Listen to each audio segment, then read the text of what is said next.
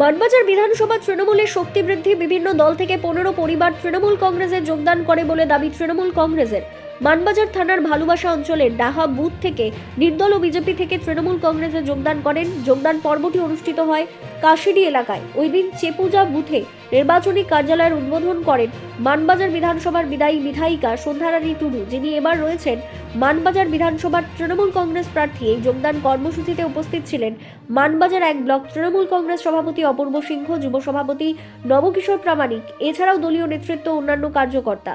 তৃণমূল কংগ্রেসে যোগদানের বিষয়ে মানবাজার বিজেপির মণ্ডল সভাপতি আমাদের জানান, যে সমস্ত মহিলারা তৃণমূল কংগ্রেসে যোগদান করছে তারা আমাদের দলের কেউ নয়। এটা তৃণমূল কংগ্রেসের অপপ্রচার ছাড়া কিছু নয়। আজকে আমরা ভালোবাসা অঞ্চল, আমাদের ভালোবাসা অঞ্চলে আমরা এখানে একটা কর্মী বৈঠকে উপস্থিত হয়েছি।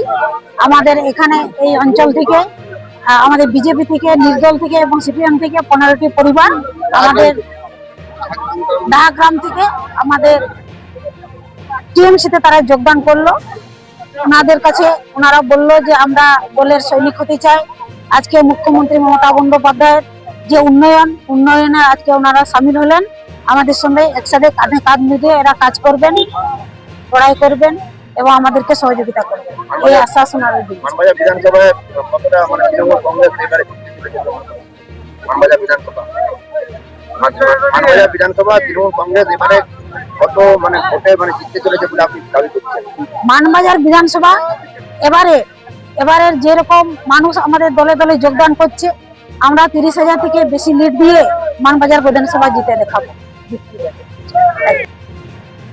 লাজ আর লজ্জা টিএমসি দুটার মধ্যে একটাও নেই। আমি মন্ডল সভাপতি হিসেবে কথা দিচ্ছি, ছবিতে যে মহিলাগুলো দেখতে পাচ্ছেন তারা সবাই টিএমসির লোক। একটাও যদি মহিলা বিজেপির হয় আমি রাজনীতি ছেড়ে দেব। শাসক দল হারের ভয়ে নিচের দলের লোককে নিজের দলে যোগদান করাচ্ছে। ওরা বুঝে গেছে যে মানবাজার বিধানসভা হারছে, ওনাদের পায়ের তলার মাটি নাই, জনগণ ওনাদের পাশে নাই, তাই নিজের দলের লোককেই নিজের দলে যোগদান করাচ্ছে। এ বিষয়ে আমার কিছু বলার নাই। মানবাজার বিধানসভা বিজেপি জিতছে 100%।